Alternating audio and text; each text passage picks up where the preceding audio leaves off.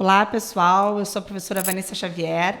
Estamos aqui no nosso segundo PodRed, que vai render tanto quanto aquele primeiro que a gente fez sobre linguagem neutra, que foi bem legal. A discussão foi muito massa em relação a tudo que a gente podia discutir, tanto para o vestibulando saber falar a respeito desse assunto, quanto a coisas também que a gente imaginava ser de uma forma e foi de outra. Foi bem construtivo. Hoje a gente vai falar sobre educação sexual nas escolas, se é algo referente somente à família, se é algo referente também à escola. E para isso eu convidei pessoas especiais que eu falei assim, vamos participar, e a galera disse, vamos participar, vamos lá fazer o povo pensar. E eu prefiro que vocês se apresentem, que nada melhor do que a própria pessoa falar de si. Primeiro só a apresentação básica e depois eu tenho uma perguntinha para a gente já começar essa nossa discussão. Como é que tá? Tudo bem, professora? Muito obrigado pelo convite. Para mim é uma honra, né? Tá aqui com o professor Léo também, gabaritado, né? O currículo do Léo até assustou a gente. Pois é, um guri novo igual o Rafael. Muito obrigado pelo convite. Eu acredito que o pessoal tem muito a ganhar com esse podcast, que a gente vai tratar desse tema tão importante e tão falado. É um tabu isso, né? E tão falado. O papel de quem, né? Referente também a essa preocupação da violência sexual. E é isso, muito obrigado pelo convite. E estamos aí para esclarecer e à disposição. Vamos esclarecer. Léo? Olá, boa tarde. Muito grato pelo convite, Vanessa. Acho que é muito importante falar sobre essa temática. Então, falando brevemente assim quem eu sou, né? Eu sou orientador educacional da Escola SESI de Pelotas. Tenho uma formação em licenciatura em Biologia e Pedagogia e continuei um pouco dos meus estudos na área de educação voltada para gênero e sexualidade. Então, nesse momento, eu faço doutorado, estudo sexualidade e gênero como matemática de estudo, né? Então, reitero aqui esse convite para a gente bater um papo sobre uma temática tão emergente. Rafa? Sou Rafael, sou aluno do 6º ano da Medicina, da Católica de Pelotas.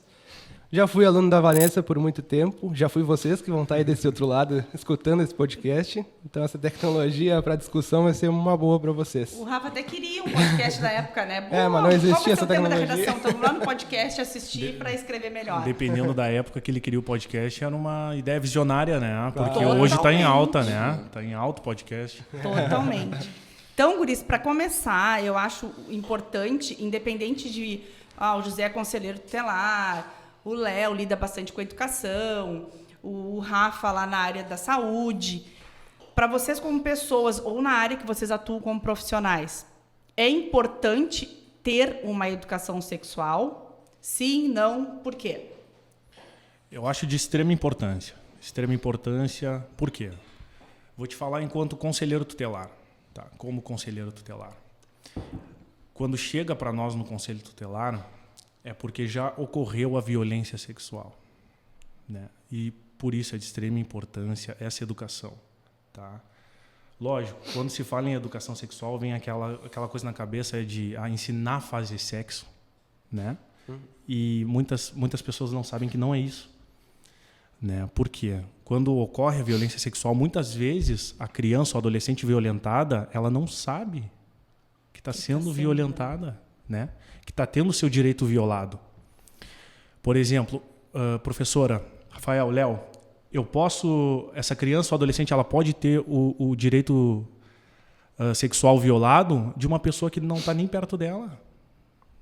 Está distante, está em outro país, por exemplo, está em outro estado aqui, né? No direito a gente chama isso de crime de espaço máximo, né? Que quando ocorre esse crime entre a vítima está em um local e o violador está em outro, né?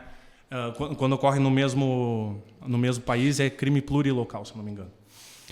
Então é isso. A pessoa também entra o papo de o controle do que é consumido na internet. Né? Muitas vezes o pai, a mãe, o responsável não tem esse controle do que é consumido na internet.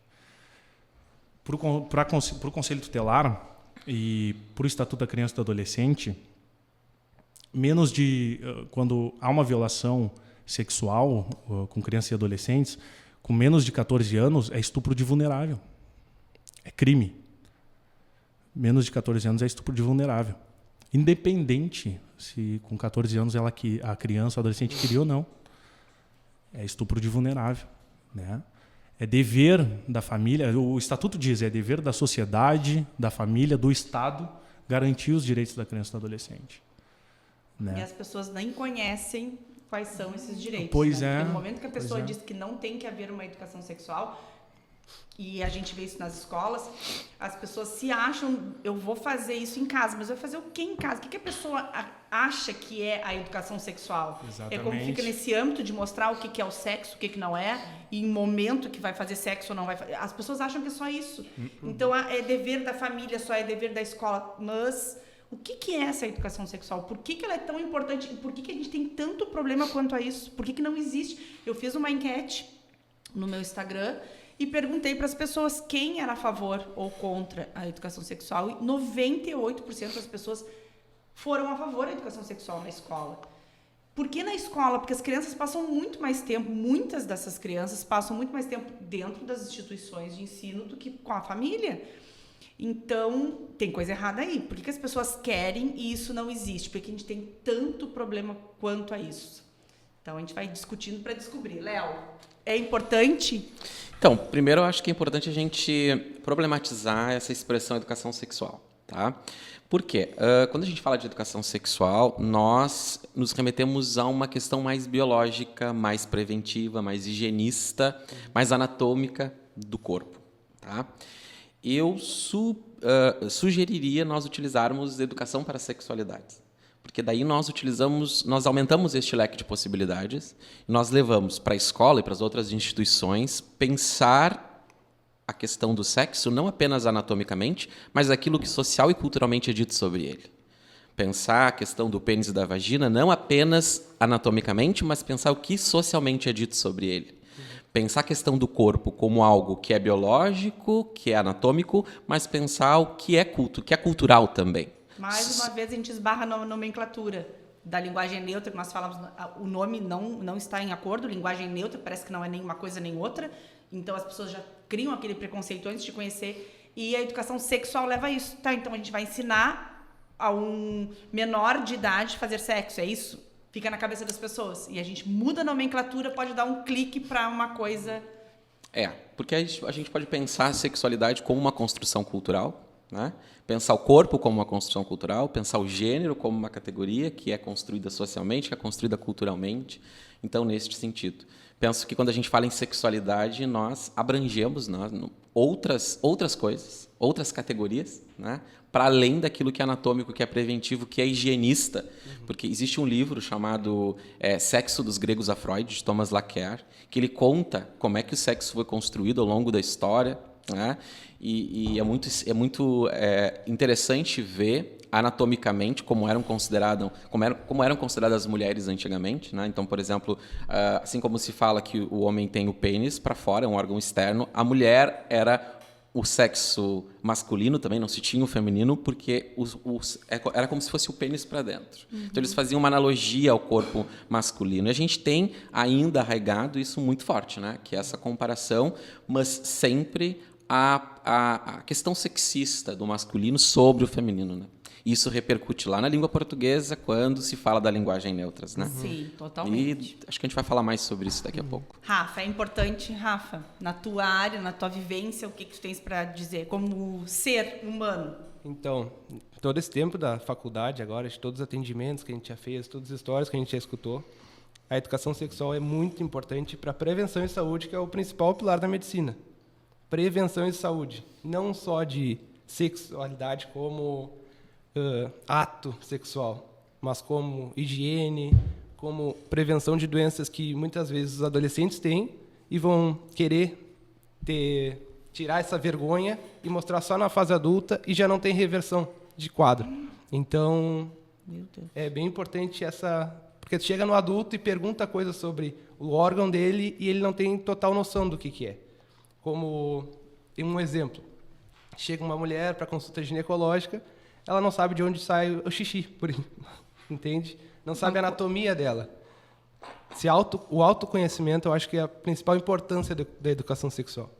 E até isso, a gente vive em tempos que em uma aula simples de biologia, que trataria isso como, nós vamos ver o sistema reprodutor feminino, Mãe, hoje na aula me mostraram isso chega lá na família, aí a escola fica amedrontada, assim, meu Deus, e agora como é que a gente faz? E a gente vive um ciclo refém de pessoas que não querem a informação por motivo A, motivo B, e a gente vive isso aí. Exato. A gente vive uma coisa simples, uma pessoa adulta que chega a um ginecologista e não sabe o que tem no próprio corpo. Exato. E isso não se restringe a pessoas de baixa renda, isso é totalmente universal, tanto de alta renda, baixa renda. Isso seria uma pergunta que eu ia fazer agora. O que vocês estão falando, vocês acham que difere muito de uma realidade de pessoas de baixa renda e sem cultura, sem acesso à informação, ou não? A gente tem meio que uma coisa padronizada, claro que em alguns momentos se diferem, eu tenho alguma coisa pontual aqui, outra ali, mas é meio que um padrão. O que vocês acham? Pelos atendimentos que tu faz dentro do conselho? Quando chega para o conselho tutelar, é mais aquela pessoa, aquela família, aquele núcleo familiar que já tem uma vulnerabilidade social. Né? Então, aí, por números no conselho tutelar, tu vai ver uma galera assim da baixa renda. Tá. Né? Mas eu acho que não se restringe a isso. Né? Nós temos aqui esse menino gabaritado aí falando sobre. Eu, dentro da minha área da educação, que também, tu da área da educação, a gente pode falar melhor que a gente vê em sala de aula, eu atuando em escola privada, durante todos esses anos, faz 14 anos que eu estou dentro da sala de aula de escola privada, eu vejo coisas que não condizem com o que a escola está oferecendo, por exemplo. Tá numa escola privada, onde tem muito debate, onde tem as pessoas têm um nível cultural maior, e quando chega na sexualidade, não é isso que a gente observa. A gente vê muita coisa que os alunos acreditam, porque eu lido com adolescente, e eles têm a plena certeza de que conhecem tudo e mais um pouco. E quando a gente vai conversar, a gente vê que não é assim. Então, a falta de conhecimento pleno do que é... Por exemplo, eu chego numa sala de aula com 30 pessoas e pergunto assim, vocês conhecem métodos contraceptivos? Sim. Vocês conhecem o corpo de vocês? Sim. Ficam, sabe, adolescente? Sim. Tá? Como se eu estivesse falando uma coisa. E preservativo feminino, todo mundo aqui conhece.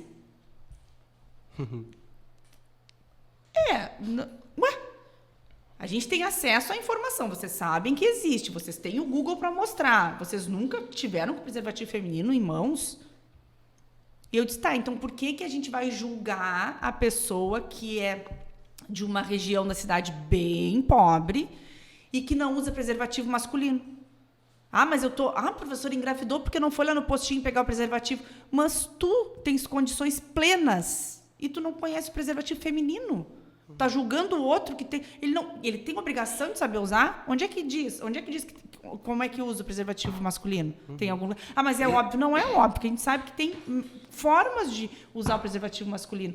E isso eu fico impressionada. Numa turma de uma escola privada, ter esse tipo de adolescente que não sabe o que é. E eles têm acesso. Por que eles não vão até aquele acesso? Entendeu? Porque... não falam, não mostram que tem outros métodos, então a gente vê que não é só um problema de falta de informação ou cultura. Tem aquela coisa também, vamos buscar outras fontes que não têm interesse, ou alguém não obriga a buscar, ou alguém não fala a respeito disso. Quem são esses alguém? Professores, pais? Eu acho que também o Estado faz parte disso, né? Porque, certo, crianças e adolescentes podem ter o acesso à internet, Google, para pesquisar, podem. Mas muitas vezes não tem esse tino, né, de fazer isso. Por exemplo, uma campanha de prevenção no carnaval. A gente vê o preservativo masculino. Exatamente. Né? Então, já é jogado. É isso. E para eles tomam aquilo como verdade, é só isso. Né? E não tem aquela luzinha, aquela lâmpada de ligar. Deixa eu pesquisar, ver se tem mais, o que tem, o que é. Né? E a gente também, eu não sei quanto vocês eram alunos ou quanto professores, que a gente tem na sala de aula que a gente julga os outros. Bom, aquele grupo ali não sabe. Pronto. Então, eles são baixa renda, não tem cultura, não tem... É por isso que engravidam, é por isso que ficam doentes. E quando a gente vai conversar com as pessoas, entre aspas, culturalmente favorecidas, que têm grana para pagar a escola, e estão com os mesmos problemas. E aí tu vai conversar com uma mãe de alunos que diz assim, professora, lá em casa a gente resolve, a gente conversa sobre sexualidade, a gente conversa sobre qualquer tema envolvendo sexo, e eu pego pílula, por exemplo, anticoncepcional e distribuo às minhas filhas. Dou um para um. Na mesma cartela? Uma mãe falando isso de gurias, sabe, que estudam em escola particular? Como assim isso está acontecendo? Aí eles se chocam. Eu sabia que eu tenho uma história. Eu sempre conto para eles, eles ficam apavorados que eu conto essa história. Não sei se você já não ouviu essa história, Rafael. Que quando eu estava na faculdade, a professora fazia e olhar o que a gente estava fazendo em sala de aula lá, vou lá no colégio tal, que a Vanessa está dando aula, então vou observar a aula da Vanessa. E nesse dia tinha uma história de uma senhora que ia à farmácia e comprava sempre preservativo com sabor. E eles debochavam na farmácia. Pô, essa senhorinha sempre com preservativo com sabor. Ela engolia, gurias. Ela mastigava o preservativo. E aí vocês devem estar pensando, não, Vanessa, isso não é verdade. Por que não é verdade se hoje eu vou pegar um aluno meu do ensino médio, ele não conhece todos os métodos contraceptivos e ele está numa escola privada? Tá? Um aluno com condições. Por que aquela pessoa não pode fazer isso? Comer, mastigar um preservativo, achando que está se preservando. E um aluno que tem todo ali o estudo pela frente, ele pode pesquisar onde ele quiser, perguntar para quem ele quiser, e também não tem o tino. Então, a gente tem essas duas pontas que são problemáticas. Uma que não tem acesso, a outra tem o acesso, mas também está no mesmo patamar, entende? Então, isso é muito preocupante. A gente tem coisas de aluno perguntar, mas vasectomia preserva contra o HIV? Eu tenho esse tipo de pergunta em sala de aula. Sim. E isso é a realidade, deve ser realidade também para ti, que atende, que já atendeu em postinho, que já fez... A gente vê que tem a ver a parte de ter condições e não ter condições, mas que está todo mundo ali embolado, porque ninguém fala sobre educação sexual. Então, pega todo mundo, sabe? É tudo farinha do mesmo saco. Está todo mundo no mesmo jogo, independente de classe social. O que tu já viu, Rafa, aí pela frente, para contar para a gente? Que a gente tendo uma educação sexual falada, discutida entre várias esferas, não somente botar na escola, na família, mas na política também, que tem muito a ver com isso. As pessoas têm que fazer, a gente tem que ter uma programação política para que isso se resolva, para que isso se amenize, problemas relacionados à educação sexual. Políticas públicas, né, referentes a isso. O que tu vê de alguma coisa que tu disse, bom, isso poderia ser, pelo menos, amenizado, ou nem aconteceria caso a gente tivesse algo desse tipo? Olha, complicado. O que eu vejo na prática, assim, tá? Aqui em Pelotas, no sistema público, tá? Nós temos 2 tipos de atendimento. O que é direto pela prefeitura e o que é feito pelas universidades, tá? Que é feito pelos alunos, por professores, por uma equipe de médicos. A estratégia de saúde da família de Pelotas é pelas universidades. O restante dos postos de saúde são pela prefeitura, tá? A discrepância no atendimento é total, assim. Porque os alunos conseguem conversar com os jovens, adolescentes que vão no posto procurando.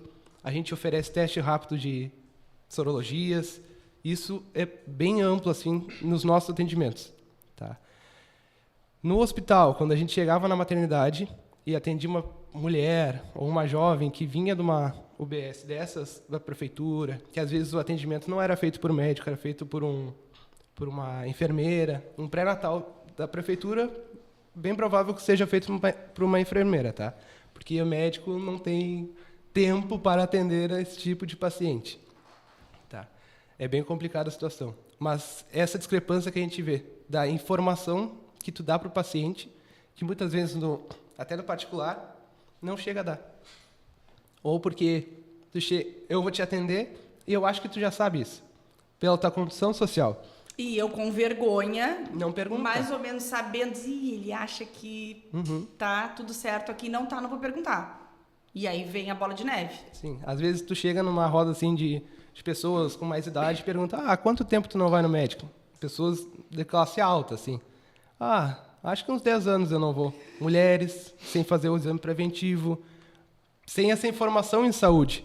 Que muitas vezes a pessoa que está lá na comunidade tem o agente de saúde que vai na casa, conversa, marca consulta para a família inteira, tem periodicidade. Agora a gente saiu do patamar de igualdade, foi até para inversão, né? A gente Exato. está vendo a coisa invertida, que era o que a gente conversava lá no início. Dizia, mas de repente na escola particular a gente vê até mais um problema, porque não tem aquela vivência de quem é de escola pública e de zona bem periférica, tem entre eles, né? Eles vivenciando ali os problemas deles e conversando a respeito. E essa questão de anticoncepcional, DIU, isso tudo a gente deixa muito esclarecido os pacientes do posto. Então, é uma forma deles se autoconhecerem para ver os métodos. O preservativo feminino sempre fica em cima da mesa, à disposição, porque a gente sai, passa o caso, então é a forma deles pegarem lubrificantes, preservativos, todo esse tipo tem a pronta entrega deles, assim.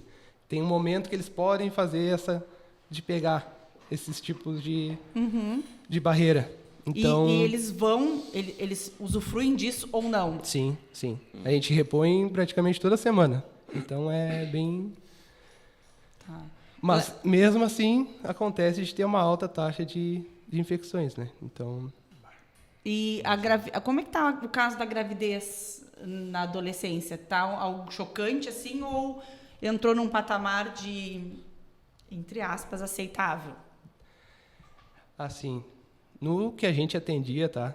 Acontecia casos, obviamente. Às vezes era casos planejados de gravidez. Nos 18 anos, eu planejei com meu marido a gravidez. Então, ia lá e fazia todo o acompanhamento pré-natal e era tudo certo, saía tudo certo da criança. Ok. Aí é uma escolha mesmo da pessoa. Tinha casos de paciente com 16 anos que descobria que estava grávida, a mãe ia junto, daí a gente chamava o pai da criança, que tinha 17 anos, 16 anos, e para fazer um acompanhamento era totalmente difícil, porque às vezes tinha problema de saúde, eles não sabiam. Um exemplo, a gente pegou para atender uma menina de 16 anos, estava grávida já, com uma barriguinha, e estava com diabetes gestacional. Tá? E a gente tentando fazer uma dieta, orientar uma dieta para ela, e ela dizia, olha, eu não vou deixar de comer o que eu como todos os dias. E o que tu come todos os dias? Eu como batata frita e sorvete. Então a gente tem que ensinar uma criança a gerar outra criança. Então essa questão social é mais difícil, assim. Eu acho que é aí que está a problemática, né? Não é ensinar sexo. Exato. Né? É essa educação. Porque quando chega para mim lá no conselho, além da nossa preocupação enquanto conselheiro tutelar com a saúde física e psicológica, é essa gravidez. Eu já atendi casos no conselho de uma moça que lá no meu primeiro ano de mandato estava grávida com 13 anos. E numa vulnerabilidade social, gente, não sei se vocês conhecem aqui em Pelotas a Barão de Mauá, lá o pessoal é um caso assim, de vulnerabilidade social extrema, né? E me entristece muito. E grávida de um adolescente. Grávida de um adolescente. E me entristece muito isso, né? Porque a gente vai trabalhar com essa adolescente por meio da rede, encaminhar ela para atendimento, né? Para questão de saúde psicológica também. Mas ela não tem a educação de saber... na verdade, ela está tendo que se transformar do dia para a noite em adulto. Exato. Sim. Uma menina de 13 anos. Né? Exato. Então, tu imagina... Tu corta uma infância, tu ceifa uma infância, que lá na frente vai acarretar em problemas psicológicos também. Tu prejudica uma adolescência. Tu prejudica. Tu acaba, sabe? E isso vai ficar para a vida inteira. E também tu tá aí para nos contar também que não é saudável, né? Em grande parte. Então isso é muito preocupante. Léo, tu tens alguma coisa para falar referente ao que tu enxergas em sala de aula, nas escolas? Eu acho que a gente pode pensar, né, um pouquinho mais além, que é a questão de por que não é falado sobre sexualidade, né? Léo, olha aqui, Léo, por que ainda não falamos? E o Léo já captou aqui. Vai lá, Léo. Por que vou pensar aqui pelos meus estudos Foucaultianos, né? Então, que é a questão de problematizar. Ou seja, acho que a gente precisa entender que existe, por detrás da história do sexo, da anatomia, uma relação de poder, né? E a escola, ela nasce num contexto religioso. Tanto que nas escolas se sentam um atrás do outro, que nem se senta na igreja, e o professor está na frente, que nem está o padre, né? Então, as escolas, elas têm muito isso. Então, as instituições, elas são permeadas por relações de poder. E falar de sexo, falar de sexualidade, falar do corpo, está permeado por essas relações de poder, né? E por que existem essas relações de poder? Porque nós temos que manter a heterossexualidade. Nós temos que manter uma heteronormatividade. Nós temos que manter a família tradicional. Tanto é que se espera que a heterossexualidade seja compulsória. Ninguém vai perguntar para uma menina de 6 anos que a coleguinha dela é a namoradinha dela. Mas pode-se dizer que o coleguinha é namoradinho, né? Porque a heterossexualidade é considerada compulsória. Então, é a manutenção dessa heterossexualidade. Não falamos de sexo, não falamos de sexualidade por isso. Não falamos de pênis e vagina, porque para falar de pênis e vagina eu preciso falar do que é dito sobre eles. E por que quando eu falo em mão, eu falo mão? E por que quando eu falo pênis existe uma folha de apelidos para o pênis e para a vagina, né? Então a gente precisa pensar e falar sobre isso, né? Que é muito mais, e aí muito mais embaixo o problema do que simplesmente... E a gente está só numa esfera, por enquanto, que eu percebo, assim, a gente está falando da importância de conhecer o corpo, da importância de saber métodos contraceptivos, das pessoas se programarem... por mais vulnerabilidade que a pessoa viva, por mais que ela tenha uma perspectiva, assim, muito curta do que... não pensa, eu não estou estudando para passar num vestibular, eu não estou estudando... É aquela vida ali e a gente diz, tá, mas o que tem a oferecer? Ela não enxergue muito aquilo ali por viver num ambiente assim. E aí ela não vai se programar, ela não vai saber se ela pode ter um bebê ou não pode ter um bebê, se ela vai ter uma doença ou não vai ter uma doença. Então, a gente não tem esse olhar para essa pessoa. E onde é que ela vai ter esse olhar? Se não for em casa, que muitas vezes não é em casa que a gente vê, vai ser onde? Na escola. Na escola. E aí, como que a escola vai chegar também? Porque a escola não sabe lidar com isso. Não é através somente de um professor de biologia. Vai lá para a aula falar sobre sexualidade. São todos os professores de todas as áreas. É o coordenador pedagógico, é o diretor da escola, são os pais. É uma cadeia, né? Não é assim, vamos ali colocar. E isso é dificultoso. Isso dá trabalho. Assim como educar. Assim como entrar numa sala de aula com 30 e falar de língua portuguesa, matemática, é difícil também. E quando se toca num assunto social, que vai diretamente mas o meu filho não era essa religião, mas o que tem a ver com religião? Todos nós temos corpo, membros, todo mundo faz sexo, todo mundo... gente, isso aí é da natureza, tu entende? E como é que a gente aborda isso? Como é que vai ser? A escola, ela produz sujeitos para uma determinada lógica social. Né? Ela produz sujeitos para uma lógica social. E qual é a lógica que a gente está produzindo sujeitos? É para uma sociedade heteronormativa, é para uma sociedade que não fala de sexo e é para uma sociedade que criminaliza o aborto, uma sociedade que descriminaliza a homofobia, né? Então a gente precisa pensar o quanto é necessário falar sobre sexo em todos os espaços e a sexualidade na escola, na família, mas a gente precisa ter algumas coisas anteriores, né? Porque para falar sobre sexualidade na escola, eu preciso falar sobre sexualidade na formação dos professores, né? E a gente não fala sobre isso na formação dos professores. Eu preciso... É um círculo, sabe? E daí a gente não sabe onde é que inicia para dar vazão a esse círculo. Sim, porque ninguém é preparado. Então, hoje, a gente vai entrar numa escola que vai comprar essa briga. A gente vai estudar, vai falar a respeito, a gente vai ter uma disciplina. Agora, o MEC vai autorizar as escolas que quiserem ter uma disciplina específica para trabalhar. E aí? Como é que a gente vai fazer? Quem é o professor que vai falar? Quem aí vai dar a cara a tapa para não apanhar do pai e da mãe? Sabe? Ou um aluno mesmo se revoltar. Não é só botar culpa em pai e mãe. Mas é que a gente sabe que a família se preocupa muito com isso. O que vão fazer? O que vão falar? Meu Deus, meu filho agora vai ser gay, certamente. Vão falar de gênero, meu filho vai, como as pessoas dizem, vai virar gay. A minha filha vai querer... Gente, a polêmica, lembram? Agora me veio da vacina do HPV. Não, porque não fizeram nas escolas. Muitas escolas, né, foram sede da vacina. Não vou fazer isso, porque eu tive alunas pequenininhas, não alunas, mas que estavam não eram alunas minhas daquele ano. Por que tu tá tomando a vacina? Porque a minha mãe disse que é para fortalecer não sei o quê.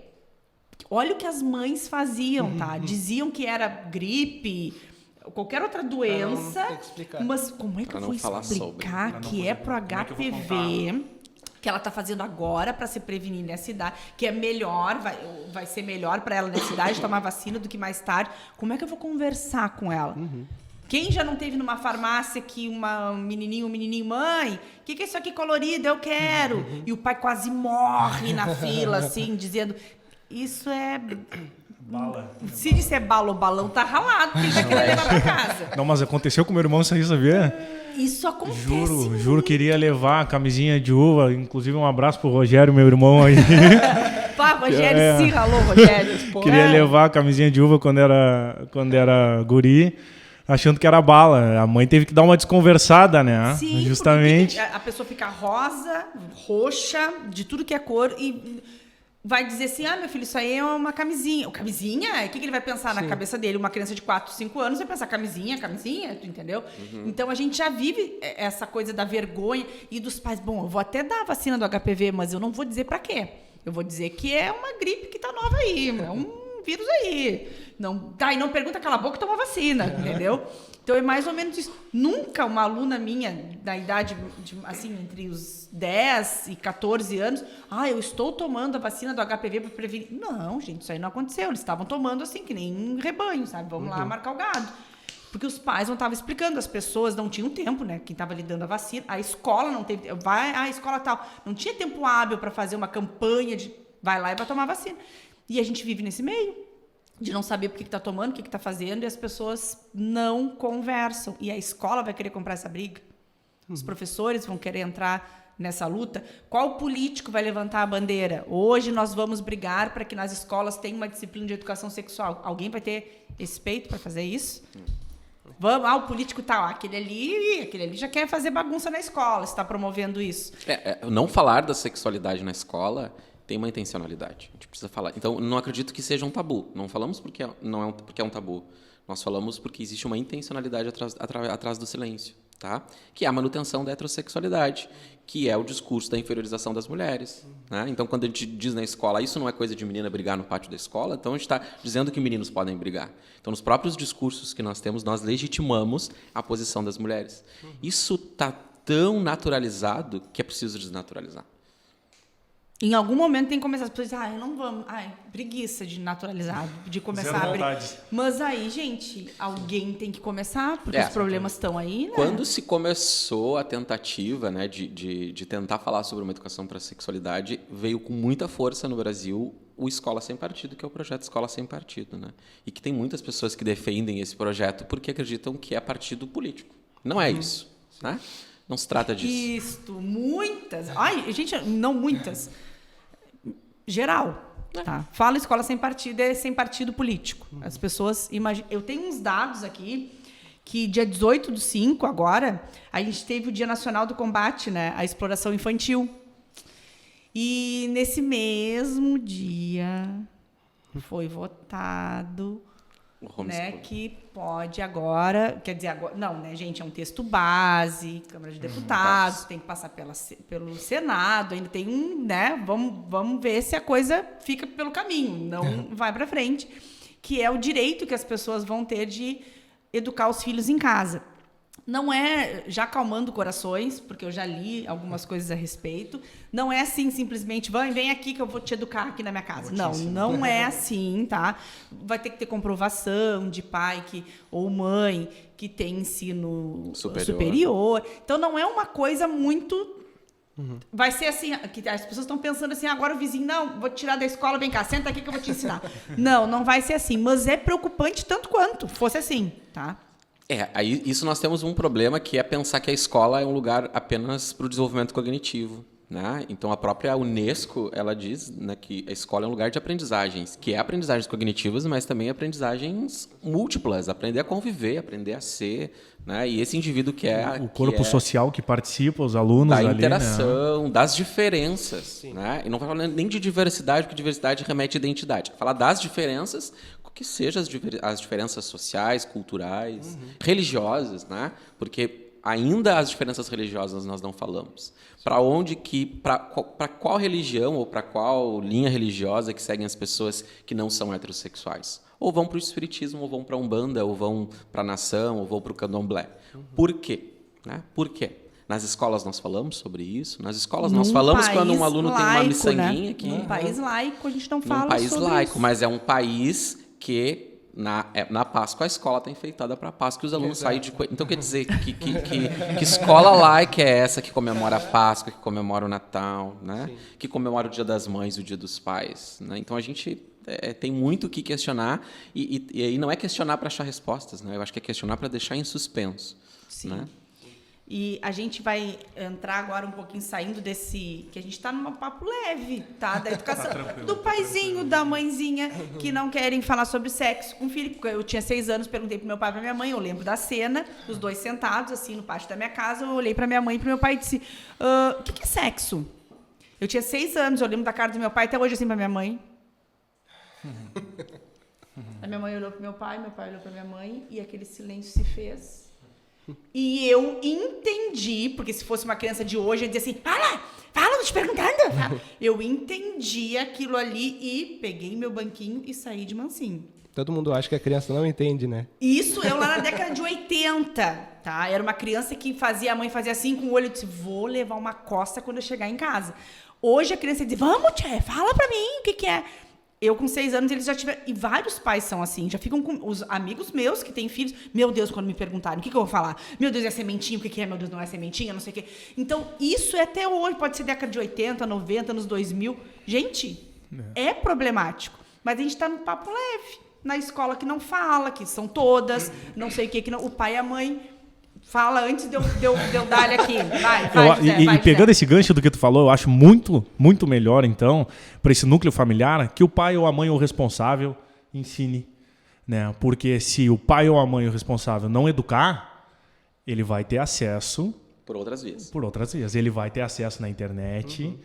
E de uma forma pejorativa, horrorosa. Exatamente. E aquilo ali, em caso de criança e adolescente, que ele está se construindo o psicológico, né? Quando ele vai tomar aquilo ali, que ele vê na internet como verdade, para te arrancar aquilo ali da cabeça dele, vai ser muito dificultoso. Muito então, é muito importante esse trabalho, essa educação aí por parte do núcleo da família. Agora a gente sai desse fantástico mundo de Bob que tá bonito, tá problemático, mas tá lindo, tá lindíssimo. Tá maravilhoso. E a exploração sexual pior ainda, quando a criança passa por problemas seríssimos em casa, de alguém que abusa dela, nem existe. Porque daí, eu lembrei aqui que eu anotei no dia 18, que foi o Dia Nacional da Exploração Sexual, e ao mesmo tempo... Por que a Vanessa fez essa ligação de deixarem, por exemplo, homeschooling? Agora vai ter, não vai ter, vão poder educar as crianças em casa. Por que eu liguei uma coisa à outra? Porque depois eu fui buscar dados. Quando isso acontece, esse abuso sexual acontece, daí os caras lá na Câmara de Deputados, aquelas pessoas maravilhosas, muitos disseram assim... Não tem caso de abuso em casa, porque não existe, levantando aquele dedo, sabe a família tradicional brasileira do impeachment? Não tem abuso, não tem não sei o quê. E aí eu fui buscar os dados e eu disse, esse meu senhor está vivendo em qual país? Esse senhor. Dados do governo, tá? 90% dos casos de violação sexual, não nem se fala abuso, né? Porque eu acho que quando a gente abusa de álcool, por exemplo, né? Violação sexual, esse é o nome. E 90% acontece com crianças e adolescentes, acontece por parte da família ou de alguém que a criança ou adolescente já conhecia. E na prática é realmente isso. E por grande parte dos homens. Exato. Né? Ou seja, a criança ou adolescente já conhece ou é familiar. Ou é familiar. E tá louco. E aí tu viu me levantar isso numa tribuna, realidade? Na realidade. me levantar isso numa tribuna dizendo que não existe, tá morando no mundo da lua. Não tá morando no mundo da lua. Conta... Aí tá muito mais, ao meu ver, preocupado em manter a base eleitoral ali para agradar o ouvido dos seus eleitores do que realmente se preocupar com o que é um grande problema no nosso país. É fechar os olhos, né? Para um Exatamente. problema seríssimo. Porque até a pessoa... É feio o que ele fez. É uma coisa assim, porque, gente... É quase de conhecimento geral do que ele falou, que é o contrário. Que as pessoas dizem, bom, as crianças que sofrem violência sexual, elas têm ou parentes muito próximos ou pessoas que elas já conhecem, então, que é daquela vivência daquela criança. Imagina. E quando eu dava aula em escola pública, lá nos meus estágios que eu fazia, lá quando eu fiz magistério ainda, não era nem formada na universidade, isso eu vivi, tá, gente? Não foi alguém que me contou. De crianças queimadas com cigarro, tá? E a gente perguntava por quê. Porque eu fiz alguma coisa errada, então elas vinham queimadas, elas vinham com fome, sem comer assim 3, 4 dias, elas dormiam na rua, isso nas escolas nas quais eu fiz estágio. Tu imagina o que está acontecendo agora, referente até à violência sexual. Então, e aí, Rafael, tu tem alguma coisa para nos falar que seja assim, eu vivenciei isso? De casos, assim, claro, da UBS, né? Que era uma situação mais periférica, mas que não aconteça na sociedade total. É o que a gente estava falando. Exato. Tem casos específicos da discrepância social, mas que está todo mundo meio que embolado ali. Já atendi crianças de 3, 4 anos, meninos e meninas com doenças sexualmente transmissíveis, que são totalmente inadmissíveis de se pegar nessa idade. Não é aquela doença que vem do parto, da mãe, que a mãe possa ter passado para a criança. Não, é numa idade que realmente foi por transmissão sexual. E o que vocês fazem numa situação assim, porque pede um exame mais contundente, não pede? Como é que age? Faz sorologias e conselho tutelar. Aí entra parte do nosso amigo. E aí a gente acompanha tanto a gente quanto o conselho tutelar. E os pais ficam sabendo, ou vocês vão fazendo assim, até chegar ao conselho, o pai e a mãe não ficam sabendo? Assim, quando a gente já começa a suspeitar, todo mundo já suspeita junto, tá? Normalmente quem está na consulta às vezes é o abusador, que leva a criança por, tá com uma feridinha ou alguma coisa assim, não deixa examinar direito, ou fala mais que a criança, não deixa a criança falar. Bem uma situação assim. Quando é maior, a pessoa não deixa falar realmente. Então, é bem difícil. E são esses casos que a gente passa para o Conselho Tutelar. Quando chega lá no Conselho Tutelar, essa notícia de violação sexual, na verdade, quando o Conselho Tutelar ele vai agir por falta ou omissão dos pais ou responsáveis, né?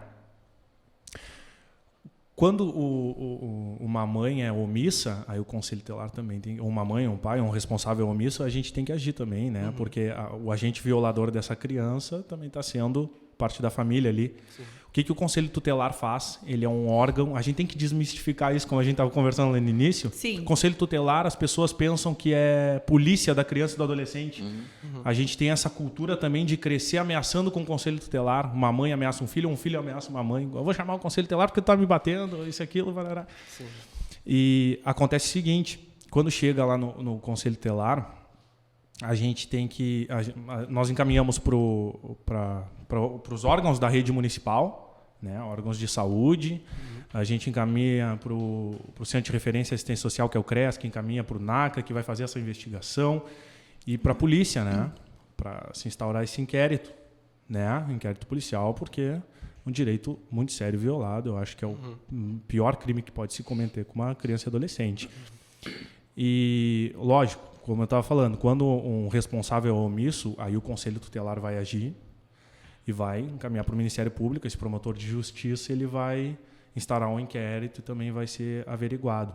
Aí nós fazemos esse acompanhamento, mas é muito triste quando já chega, vai chegar para o Conselho Tutelar quando o direito está violado, né? Sim.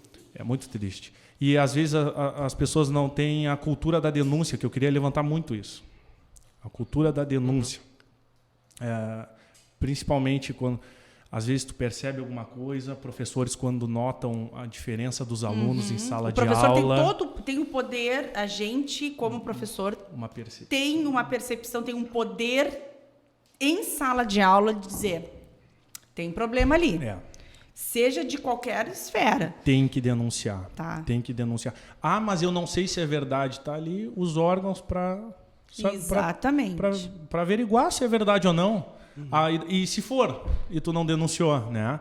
É dever da sociedade, voltando no que é dever da sociedade, da família, do Estado, resguardar os direitos da criança e do adolescente, né? E muitas vezes a criança vai se sentir à vontade só no ambiente escolar. Exato. De falar, vai ter uma pessoa própria para aquilo ali, para conversar com ela, e ela, através dessa conversa, que não precisa ser uma conversa e pá, é isso que acontece. Não, mas vai permeando até a gente chegar. Se a criança ficar só em casa, não vai existir, gente, isso aí. A criança nunca, porque ela já vê que... Vamos supor que um pai seja o violador. Aí a mãe fica omissa por conta do pai, que fala alguma coisa, aí a criança nem sabe que está sendo violentada. Claro. Ela acha que... Não, meu pai, minha mãe, meu tio, meu primo, não. Isso que eles estão fazendo comigo é completamente normal.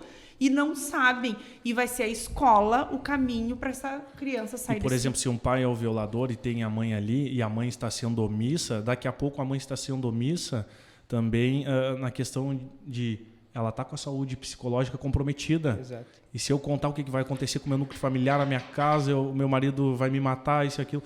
Então, é muito preocupante, né? Falam de outras violências no núcleo familiar, Sim. né? Sim, outras de todas, não só a violação sexual, como... Eu vivi alguns anos atrás, eu trabalhava numa rede pública, em outra cidade, no município vizinho aqui. E eu era psicopedagogo da rede. E teve uma escola que tinha um menino de 6 anos e ele começou a gritar antes de entrar para o banheiro. Ele não entrava, ele apontava para o banheiro e gritava. E ele começou a desenhar muito com frequência os órgãos sexuais masculinos. Sempre nos desenhos que ele fazia, daí a escola me chamou para fazer uma intervenção, ver com ele. E eu levei ele para a biblioteca, sentei com ele e ele pediu para ele fazer desenhos sobre a família dele. Ele desenhou a família, e comecei a perguntar algumas coisas sobre o desenho dele. E ele se referiu ao pênis do tio como uma bomba de tomar chimarrão. Na hora, a gente, quando mobilizou a direção da escola, chamamos o conselho tutelar. Ele foi para Porto Alegre fazer uma perícia lá, não sei por que é lá, tá? Mas ele foi lá com o conselho tutelar e ele foi retirado do seio da família. Assim, né? Eu lembro que o CRES fez uma visita na família. Ele não tinha mãe presente, era uma avó que vivia uma questão de vulnerabilidade muito grande, né? Mas a escola foi muito importante por ter percebido os sinais, né? E as crianças, tanto da educação infantil quanto dos anos iniciais, eles fazem muito desenhos. E isso se repercute no desenho. Às vezes, não necessariamente num desenho de órgão sexual, mas eles desenham, pintam de preto determinado indivíduo da família, eles pintam aquela pessoa muito grande e elas muito pequenininhas. Então, isso repercute uma forma de violência, né? Então, por isso que tem que ser investigadas essas situações. Eu não enxergo, Guris, eu não estou puxando a farinha para o meu lado, mas eu não enxergo a escola não sendo a primeira a levantar a bandeira, sabe? Dizer...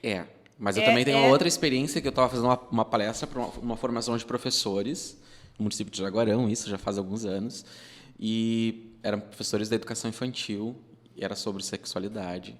E uma professora levantou a mão e perguntou, olha, a minha aluna lá, de 4, 5 anos, não lembro exatamente, ela desenha com muita frequência o órgão sexual masculino, o pai e tal. Eu disse, olha, a escola precisa investigar, porque pode ser um caso de abuso.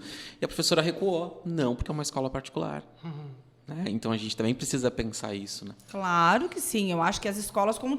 assim, vai comprar uma briga, gente. É comprar uma briga. Sim. Não adianta dizer que vai ser fácil, que não vai ser fácil. Eu, como professora, tenho que... Será que aquele que eu contei para vocês do meu PowerPoint, eu coloco... Ai, que bonitinho. Daqui a pouco, pum...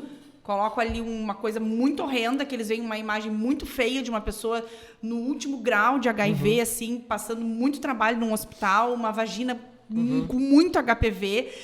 E eles ficam, por que passou da fotinho do menininho bonitinho para aquilo ali, para chocar vocês? E eu não sei se aquilo ali na família vai... Pô, mas a professora está fazendo isso? Sim, porque eu sou professora de produção textual, eu sou professora de língua portuguesa, assim como se fosse professora de matemática. Se vem esse assunto na minha sala de aula, se tem uma problematização daquilo ali, eu vou fechar os meus olhos, eu não estou vendo, tá? Vocês são cegos, surdos, mudos, vou para minha casa, vou dormir. Eu não consigo, eu sou educadora. Vamos focar na gramática, deixamos isso para depois. Gente, vamos esquecer isso aí, foca aqui no... Não, então não dá para fazer isso. Eu não enxergo... A Vanessa dá o português, o restante não tem como eu fazer isso. Eu estou numa sala de aula com adolescentes, assim como tem a professora alfabetizando, assim como tem... Gente... Isso, nós temos uma outra... desculpa. Não, capaz, pode falar. Que é... nós ficamos com o pé atrás quando profissionais da saúde vão à escola falar sobre, porque a gente convida muito esporadicamente. Então, durante uma vez no ano, a gente chama o médico, a enfermeira do postinho para falar sobre. E muitas vezes eles tentam impactar, que é levar uma imagem da vagina no último de HPV. E aí leva a pressupor que se um adolescente não está com aquela situação, ele não está com nada. Porque existem indícios anteriores, né, que são sinais. Que aquele ali é o ápice, né? E às vezes o profissional da saúde não tem esse tom pedagógico que o professor tem, né? Que é saber a linguagem desses adolescentes. Eu sei de coisas dos meus alunos que eu tenho certeza que os pais não sabem. A gente tem como alcançar aquilo ali. Porque eles te veem muito, muito mais que os pais. Eles têm uma confiança muito maior em ti do que eles têm nos pais, sabe? Claro que depende muito do professor, mas em sua maioria é assim. Eu acho que aí entra o medo do julgamento, né? O julgamento. Claro. E aí aquela questão do núcleo familiar de novo, né? O medo de ser julgado.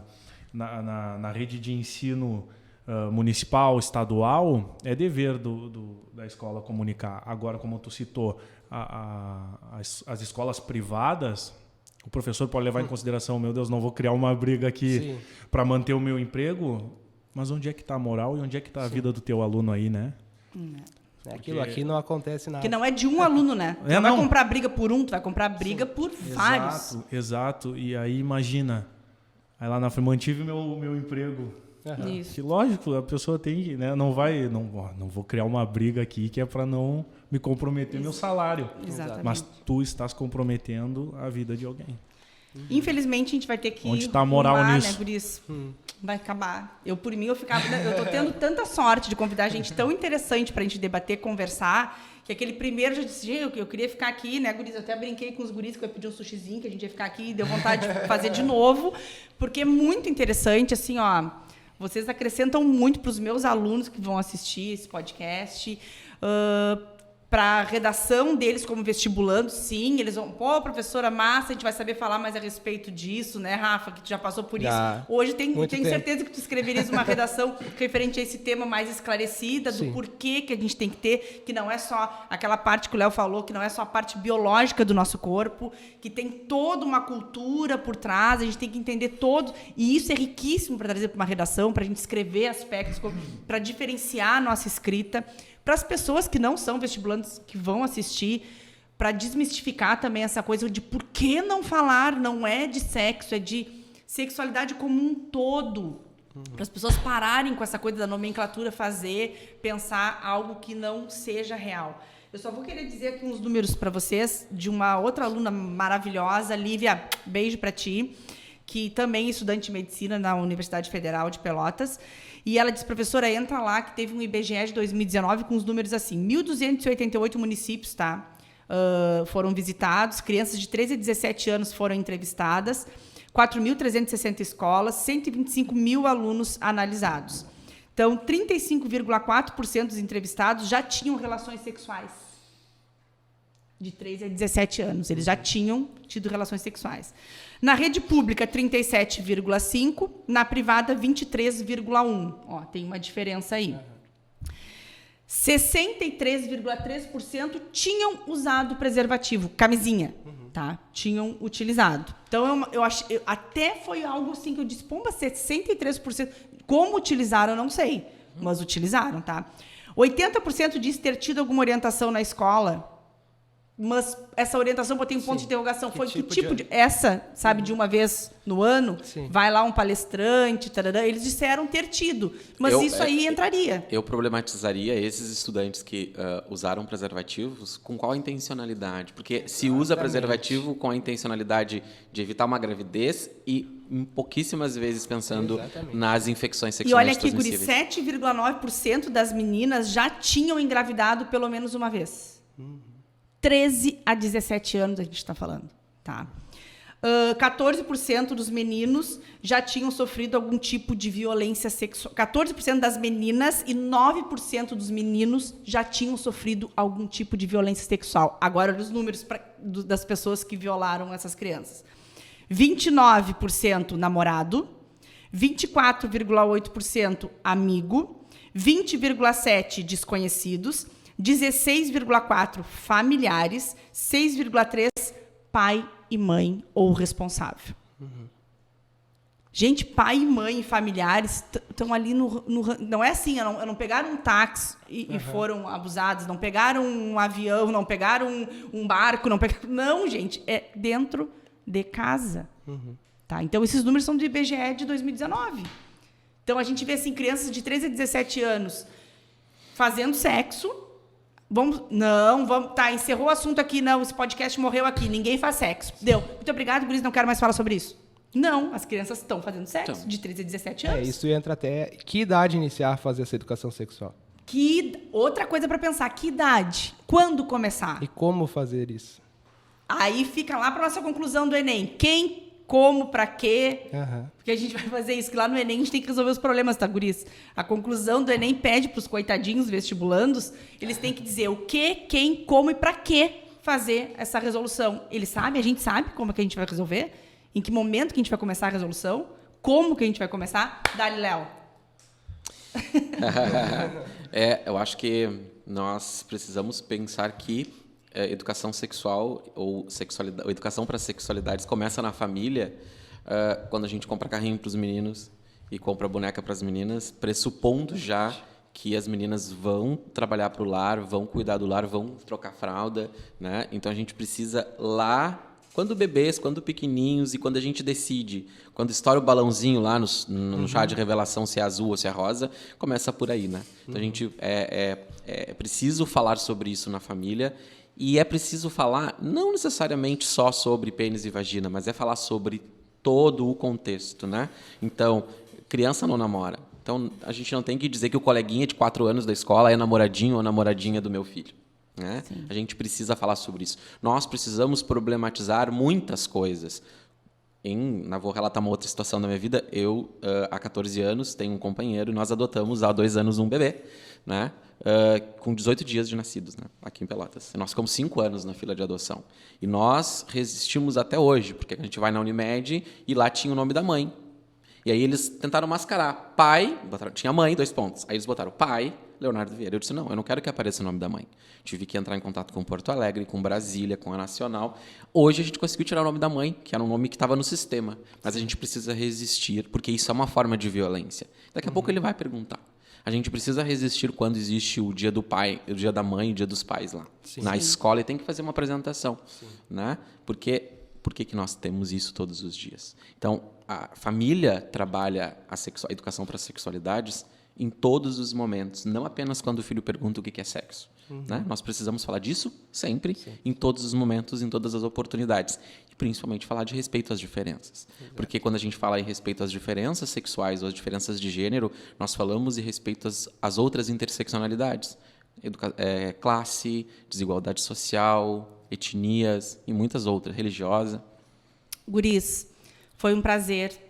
Assim, amei a presença de vocês. Deu só 15 minutos, acho que a gente pode continuar, né? Cara, assim, ó, muito bom. Eu quero fazer muito mais. O meu primeiro, assim, quando eu tive o insight aquele da noite, que eu digo para vocês, era fazer exatamente isso, a gente discutir problemas sociais, que as pessoas pensassem a respeito, e principalmente os meus alunos tirassem proveito disso para a vida deles, como escritores, que não fica só num Enem e num PAV da vida, é para a gente escrever em outras esferas sociais também, e pensar a respeito desses problemas que permeiam a vida de todo mundo, é do Rafa, é a minha, de vocês tu como conselheiro, como professor, como médico, pediatra daqui a uns anos, maravilhoso.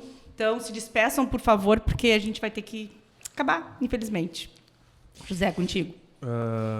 Eu já quero voltar no próximo. Então, já está convidadíssimo. Gurizada da Cluster, qual é a câmera? Já está convidadíssimo. Aqui, ó. Olha aqui o que eu ganhei, ó. Docinho, vou voltar no próximo. E no próximo, então, vai ser bolo de chocolate. Muito, muito obrigado pelo convite. Eu fico à disposição no Conselho Tutelar aqui de Pelotas, se quiser nos buscar, nos procurar. Referente, se tiver uma denúncia a criança e adolescente de direito violado, que tem o seu direito violado, a gente está à disposição sempre, sempre. Eu vou deixar os números aqui. O número do Conselho Tutelar de Pelotas é 3227-5613, das 8 da manhã até as 18h30, e depois entra o horário de plantão, que aí o número é 991 18 1661. pode ligar para lá e procurar o José.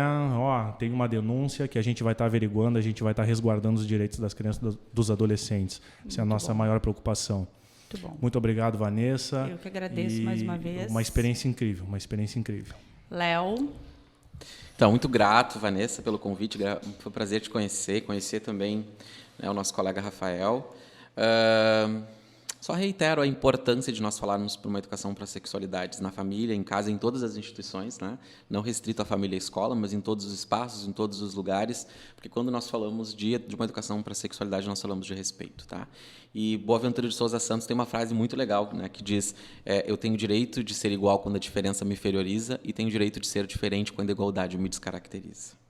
Olha, depois eu quero isso aí no WhatsApp. Esse é para redação, hein? Alunos, que isso? Que intertexto é este? Léo, no meu WhatsApp, ontem, essa frasezinha aí para os meus alunos, ele não queria assim, ó. Mandar para tua aluna do Aristóteles. Alunos que usam o Ari, deu de Ari. Vai ser essa frase do Léo agora. Pô, do Léo não, né, Léo? Do Boaventura. Isso. Mas aí vai aqui no meu WhatsApp, eu vou vender. Essa semana é 100 pila, tá? Essa frasezinha aí. Quem quiser. Rafa. Não, só agradecer ao convite. Eu, assim, Rafa, sabe... Maravilhoso, sou apaixonada por ele, tá? Não porque ele tem o nome do meu marido, mas eu sou apaixonada por ele mesmo. Vai ser um pediatra, assim, ó... Só sucesso, Rafa. Muito obrigada, guris. Eu vou agradecer aos meus patrocinadores, a Escola Imaculada, paixão da minha vida, assim, tem todo o meu coração. Há 12 anos eu trabalho lá. A Paperico, da minha querida Daiane. Daiane, tamo junto, só sucesso também. Olha, falando na Paperico, ela apareceu. E a Embaflex Embalagens, do meu excelentíssimo esposo. Única indústria de embalagens flexíveis de Pelotas e região, por favor. Que isso, né? hein? Respeito, né? E o meu podhead, que tá aí, professora Vanessa Xavier, qualquer coisinha, uma redaçãozinha, se tu quiseres, aí uma aula particular, né, Rafael? Rafael é do Flor Raiz ainda. Flor Raiz. Nem me visitou no Flor Novo ainda, Viu? né, Rafael? Mas daqui a pouco Vamos a gente lá vai tomar tomar um café. cafezinho, assim como eu convido vocês, guris, para conhecerem o Eu curso. vou sair daqui e vou me matricular ali no Flor. Isso, vai te matricular, vai ter desconto, faço uma bolsa para ti. Tá, gurizada? Muito obrigada, adorei. Que os próximos venham, eu convido vocês para outros papos e a gente consiga botar esse pessoal aí para pensar, tá bem? Esse pessoal que tá na Gratidão. luta aí, não desistam nunca. Não, olha aqui o Rafa se formando em medicina. Desistir Não desistam, nunca. demora às Beijos, vezes, até o mas chega. próximo.